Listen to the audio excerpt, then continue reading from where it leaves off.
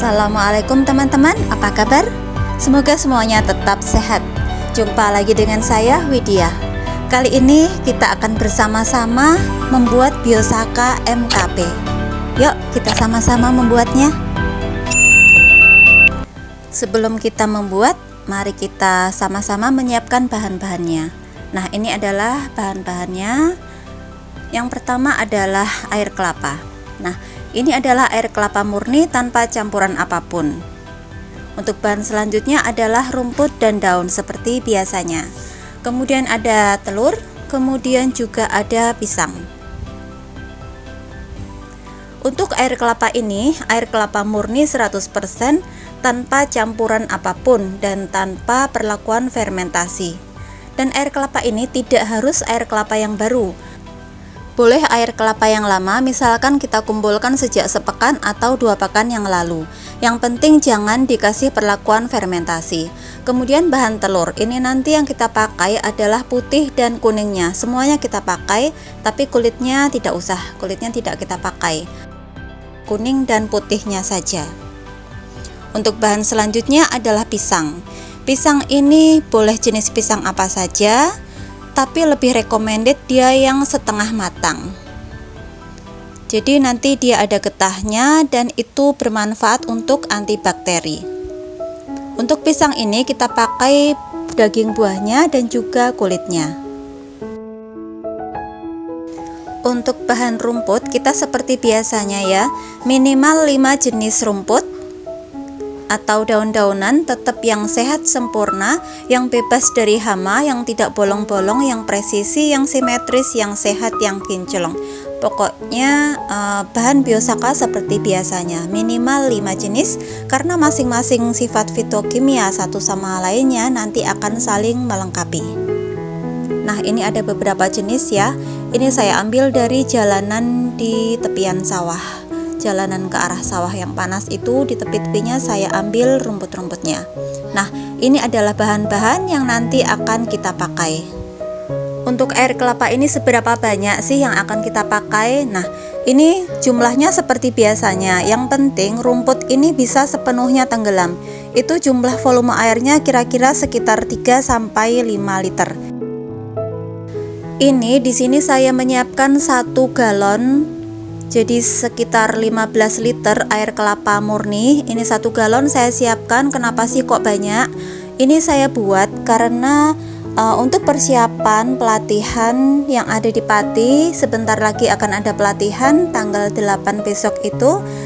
Pelatihan gelombang ke-5. Akan ada 1 rombongan dari kota Tegal yang datang ke Pati.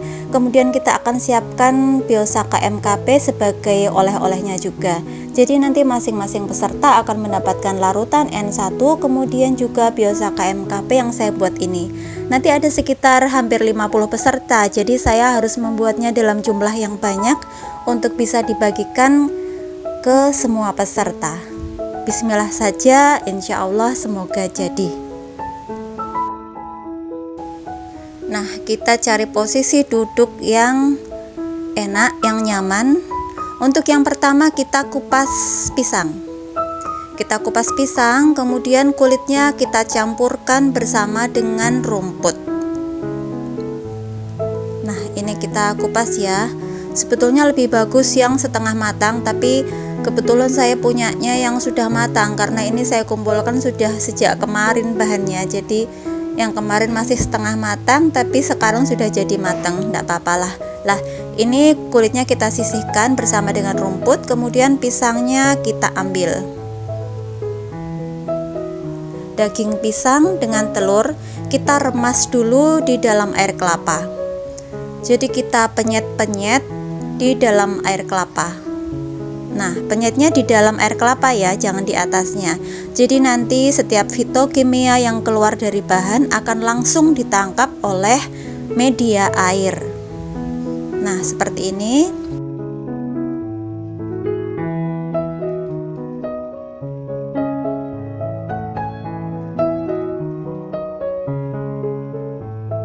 Bahannya kita aduk dulu di dalam air kelapa.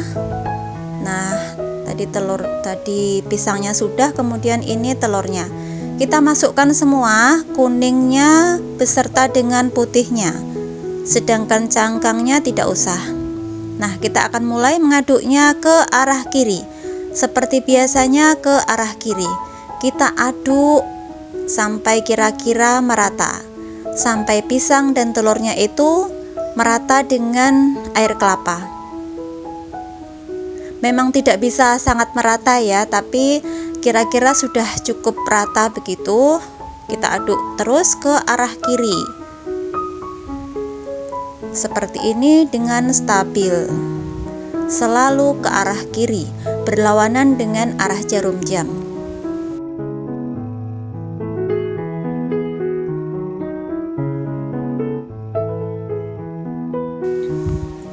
Sekiranya kita rasakan di dalam air kelapa itu pisangnya masih agak besar-besar, boleh kita penyet-penyet ulang supaya dia lebih lumer.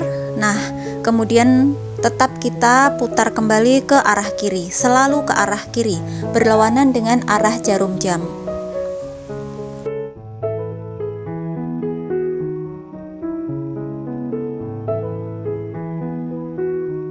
Nah, ini sepertinya sudah ya, sudah cukup merata untuk telur dan pisangnya tadi. Kemudian selanjutnya kita ambil bahan kulit pisangnya, kemudian juga bahan rumput-rumputnya. Nah, ini jika terlalu panjang kita tekuk. Nah, kita tekuk seperti ini supaya pendek. Kita tata dengan rapi supaya kita bisa memijatnya dengan nyaman. Nah, seperti ini kita pegang dengan dua tangan, kemudian kita celupkan penuh ke dalam air kelapa. Kita celupkan penuh. Mulai kita pijat dan kita putar. 1 kali pijat, 1 kali putar ke kiri. 1 kali pijat, 1 kali putar ke kiri. Untuk 5 menit pertama kita memijat bahan daunnya itu pelan-pelan saja. Kenapa? Supaya dia tidak hancur. Sekedar untuk melemeskan saja. Jadi daun itu kalau masih baru, masih seger, itu kan gampang patah, gampang hancur.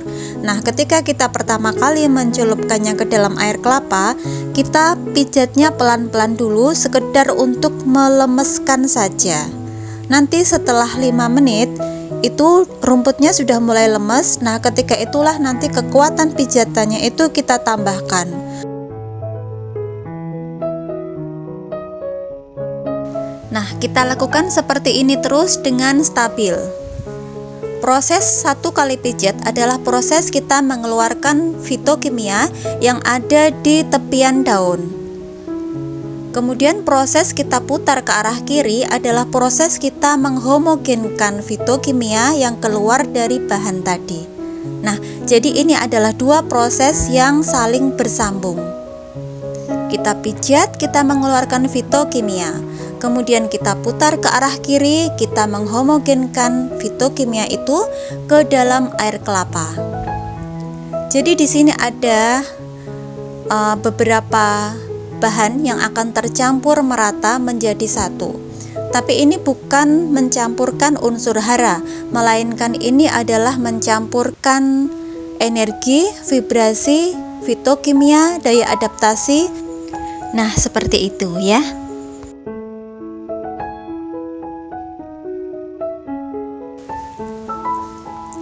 Nah, karena ini adalah biosaka untuk fase generatif, maka bahan-bahannya juga kita sesuaikan dengan fase generatif, yaitu air kelapa yang kita ambil. Di situ ada kaliumnya juga.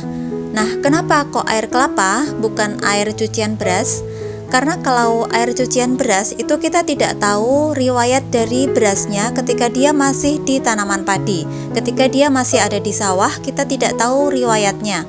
Apakah dia terkena hama ataukah dia terkena pestisida dan lain-lain, itu kita tidak tahu. Nah, karena ini pembuatan biosaka, jadi riwayat sebelumnya itu sangat penting. Kenapa kita pilih air kelapa? Kalau air kelapa itu murni, dia masih terlindung di batok kelapanya itu. Jadi dia tidak terkontaminasi apapun. Nah, itulah sebabnya kenapa kita memilih air kelapa dan bukan air cucian beras. Bahan yang kedua adalah pisang. Kenapa kita pilih pisang? Yang pertama tentu kandungan kaliumnya. Yang kita sudah mengenal, pisang itu punya kandungan kalium yang tinggi. Kemudian yang kedua karena sifatnya. Jadi kita lihat pada pohon pisang, semua buah pisang itu pasti menjadi buah. Maksudnya dia tidak akan mengalami rontok. Tidak ada buah pisang yang rontok. Pasti semuanya jadi dan matang. Itu adalah sifat istimewa dari pisang yang kita ambil untuk pembuatan bahan Biosaka. Kenapa tadi lebih direkomendasikan untuk pisangnya setengah matang yang mengkal? Itu karena kita bisa mengambil getahnya, jadi nanti bisa sekaligus untuk antibakteri. Nah, tapi itu tidak harus ya, tidak harus yang mengkal, matang juga boleh, silahkan, tidak masalah. Ini prosesnya masih kita lanjutkan terus. 1 kali pijat, 1 kali putar ke arah kiri. 1 kali pijat, 1 kali putar ke arah kiri. Untuk bahan-bahan rumputnya ini sebaiknya kita tempelkan di dinding ember. Supaya apa? Supaya kita memijatnya bisa nyaman, kemudian kita memutarnya juga bisa penuh. Jadi kita usahakan untuk memutar ke arah kirinya ini bisa sepenuh ember. Jadi tidak hanya berputar sedikit di pertengahan ember itu tidak, tetapi penuh satu lingkaran ember sehingga homogennya itu bisa lebih stabil. Untuk bahan yang ketiga tadi adalah telur.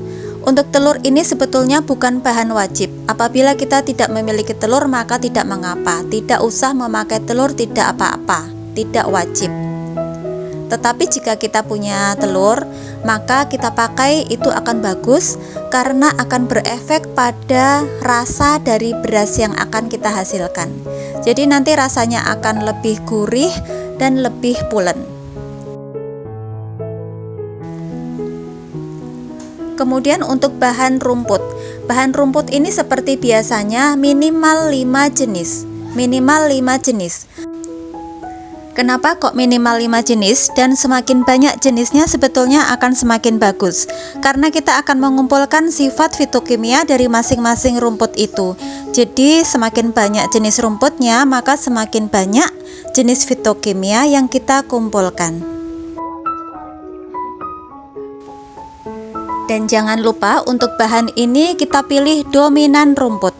Jadi rumputnya lebih dominan daripada bahan daun. Boleh kita pakai daun, boleh, tapi tetap jangan lupa kita pilih daun yang sehat sempurna, yang tidak bolong-bolong, yang tidak ada hamanya, yang bentuknya simetris, yang warnanya merata, yang ujung daunnya terlihat segar, begitu ya. Nah, ini proses pembuatannya masih tetap seperti tadi ya, masih stabil. 1 kali pijat, 1 kali putar, 1 kali pijat, 1 kali putar.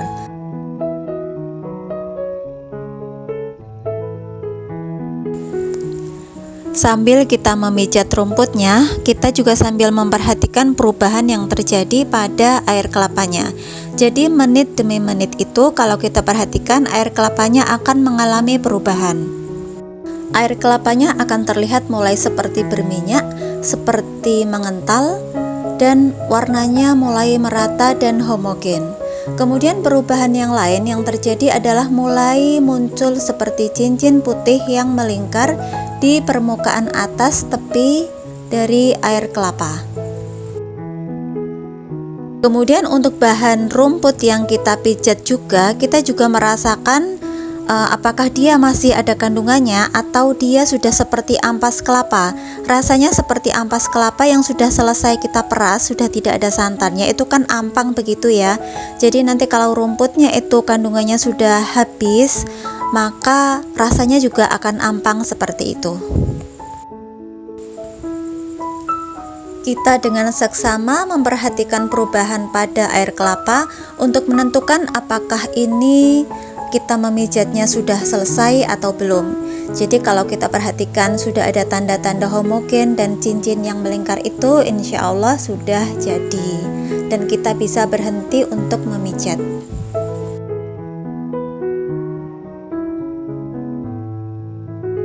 Nah, Ini kita sudah selesai ya memijat. Kita ambil rumputnya, kita angkat, kita peres. Sudah selesai ya, kita peres, kita angkat rumputnya dan kita sisihkan. Oh iya, ini saya perlihatkan rumput bekas yang kita pijat tadi. Jadi rumputnya ini masih terlihat utuh bentuknya, masih terlihat utuh, tidak hancur, masih berbentuk seperti rumput seperti sebelumnya. Ini masih terlihat bagus, tidak hancur, dan warnanya tetap hijau. Kenapa kok seperti itu? Karena yang kita ambil hanya fitokimianya saja, hanya zat yang ada di tepiannya saja, hanya kalau istilah kita sunblocknya saja, itu yang kita ambil. Karena itulah kita menghindari hancurnya bahan, karena jika bahannya hancur, maka yang keluar adalah selulosa. Jika yang keluar selulosa, maka akan terjadi fermentasi, dan ini artinya biosaka kita gagal karena terfermentasi. Jadi seperti itu ya teman-teman, semakin bahannya tidak hancur, maka semakin bagus. Untuk proses selanjutnya kita bisa menyaring ya. Kali ini saya pakai saringan sprayer. Jadi di tangki sprayer itu kan ada penyaring itu ya, saya pakai itu.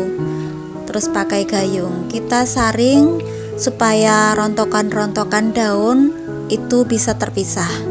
Seperti ini kita lakukan sampai selesai. Nah, ini sudah selesai proses penyaringannya. Alhamdulillah prosesnya sudah selesai, sudah dipijat dan sudah kita saring. Nah, ini boleh dilihat teman-teman, ini adalah hasil kita memijat tadi bersama-sama ya, seperti ini. Alhamdulillah sudah homogen dan sudah ada cincin melingkar di atas. Alhamdulillah.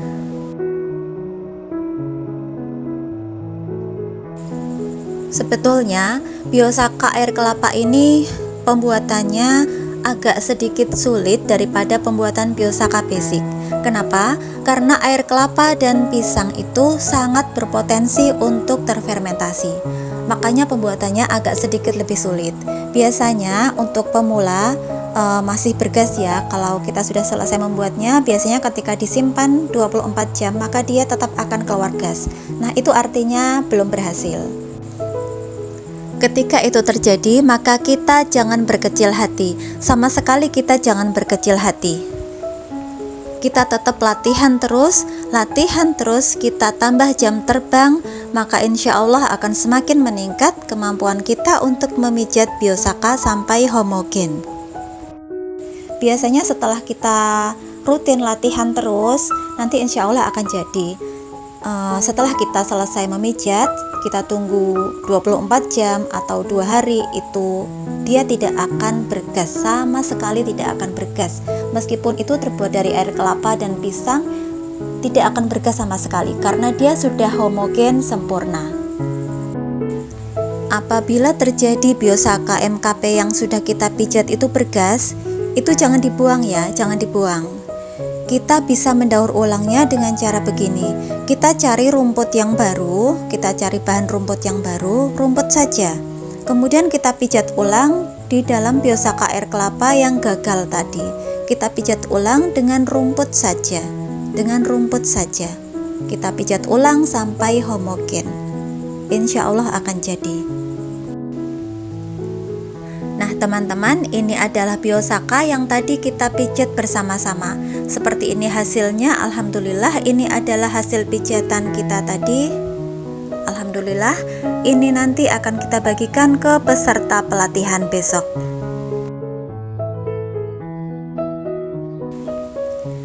Demikian, terima kasih atas kebersamaannya. Mohon maaf atas salah-salah kata. Sampai jumpa di lain video. Terima kasih. Wassalamualaikum warahmatullahi wabarakatuh.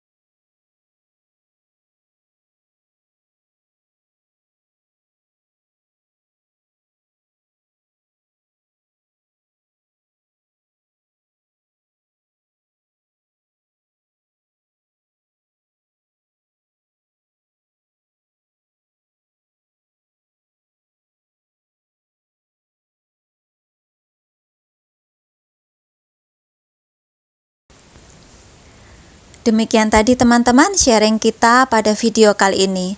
Saya mengucapkan terima kasih, tadi kita sudah bersama-sama memijat Biosaka air kelapa. Semoga di rumah teman-teman membuatnya dengan berhasil dan homogen seperti yang kita pijat bersama-sama tadi. Alhamdulillah.